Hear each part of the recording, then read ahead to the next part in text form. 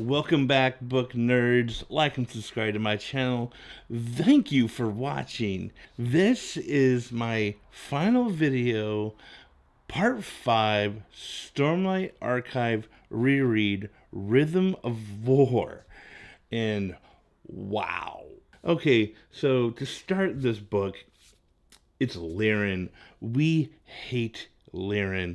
Throughout the series, he's just kind of a crappy person to Kaladin. And every time he opens his mouth, I just want to...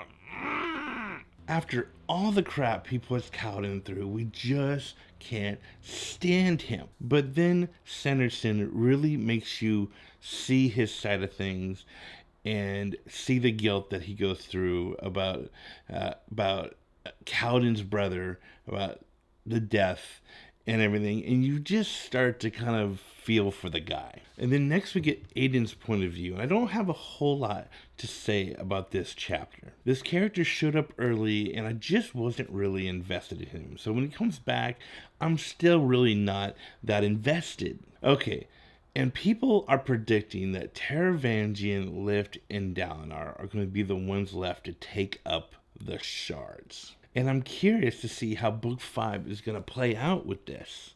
Is this the way it's going to happen? But anyways, back to Rythm of War. We're in chapter 98 with Szeth and Dalinar and the Heralds. Throughout the entire series, there's been great world building. Even at part 5, there's always great world building, and this chapter is no exception.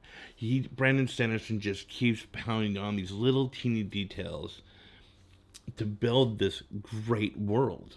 Chapter 99, we are back with Wit and Yasna, and I love Wit.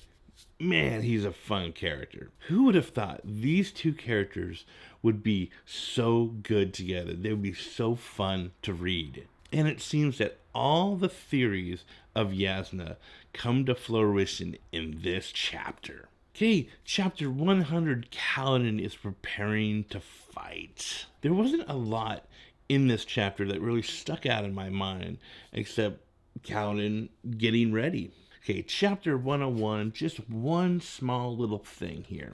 Okay, even though there are big things happening in this chapter, it's the small little detail that Brandon inserted here that really sticks out in my mind. It's Dalinar's reflecting on Kaladin and all the years that he's known him, all the way back to Way of Kings, about how he's just one man, but he always seems to pull out something amazing every time.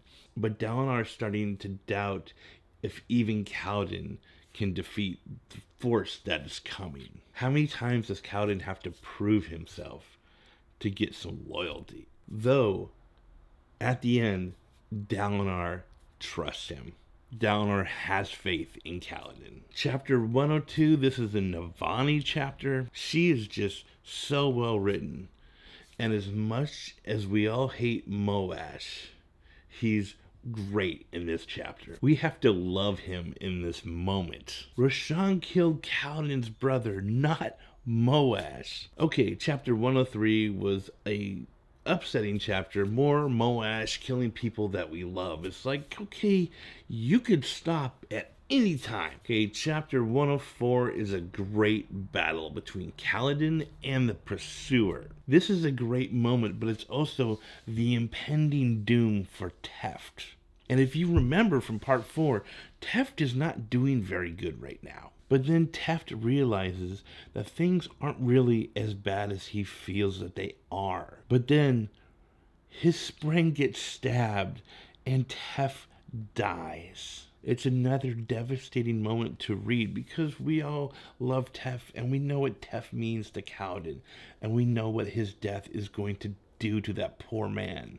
Chapter 105. More crap from Moash. Man, we hate him. He is working with the Pursuer, giving him personal information on Kaladin. How to hurt Kaladin. God, he sucks. Chapter 106, we are back with Navani and Kaladin. And Kaladin goes into a sort of rage mode in this chapter. After losing Teff, he's just on edge. And he rips off the head of the Pursuer. Wow. Okay, chapter 107, 108, it's kind of the same chapter, so I'm just combining them here. Okay, we have Kaladin and Tien. It's more heart-wrenching bridge for brotherhood. And after Teff, everything just kind of sucks. And Brendan's really good about bringing us back to that initial Way of Kings brotherhood with Bridge 4. He's good at reminding everyone of the origins of Kaladin and how he's still drawn back to those people. And we have Tien telling Kaladin to say the words. Chapter 110, Navani hisses the words. Journey before destination, you butthole. Cal saves his dad and loses his slave brand. It's an important moment in this book. Okay, chapter 111, Relaying in the words of Renarin. Okay, we are back with Dalinar in Ishar now. Dalinar is in the spirit realm. And also, we get the great moment in this chapter, Kaladin in full shard plate. How long have we been waiting to see that moment? Okay, the Stormfathers all over this chapter going crazy about the experiments being done on the Spren. And can you really blame him? And it seems in this chapter that Moash is certainly not Odium's champion. I mean, he is blind now. Okay, chapter 112, Dalinar and Odium and their big deal. And one of the really big things of this chapter was Rabaniel. Rabaniel was the hero? What? I did not see that coming. Okay, chapter 114. This is the heart-wrenching funeral for Teff. And everybody was there but Rock. I'm sorry, why was Rock not there? I mean, that was one of the unanswered questions of the scene. This is a Bridge 4 moment, but Rock couldn't attend. Why couldn't he attend? And here we get a great scene with Syl standing full size wearing a Bridge 4 uniform. It's a very important scene. It's an important arc for her character. Every book, she becomes a little more human. She's really going into that direction.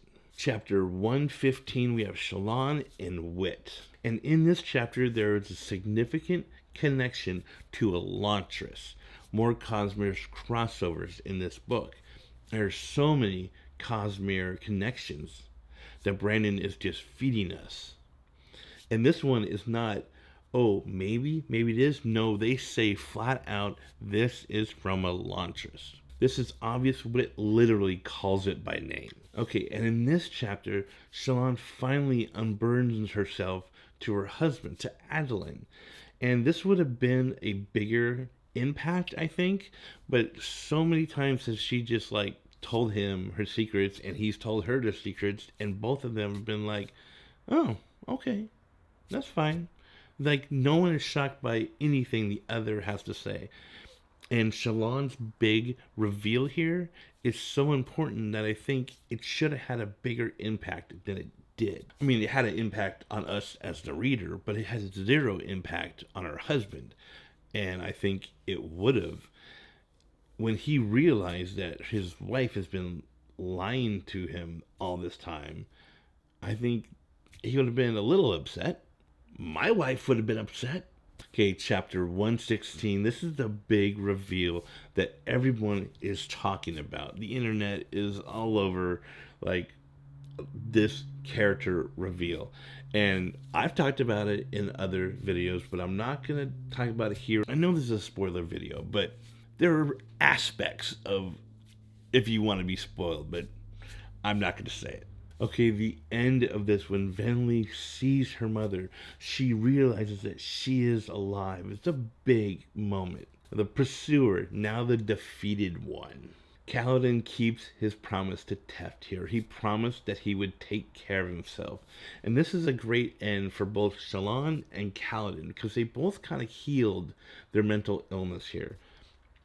And it wasn't like a Stormlight magical cure for their mind, they worked on themselves, and Kaladin promised Teff that he was going to get help, and he does. Shallan takes in her personas that she doesn't really need anymore because she is a capable person. Chapter 117, Eshonai was given that last moment before death, the peaceful feeling that washed over her. This is a very nice, peaceful moment that Brandon wrote here, and I really liked it. Okay, that's the end of part 5. I will do a epilogue discussion next. So, read fantasy.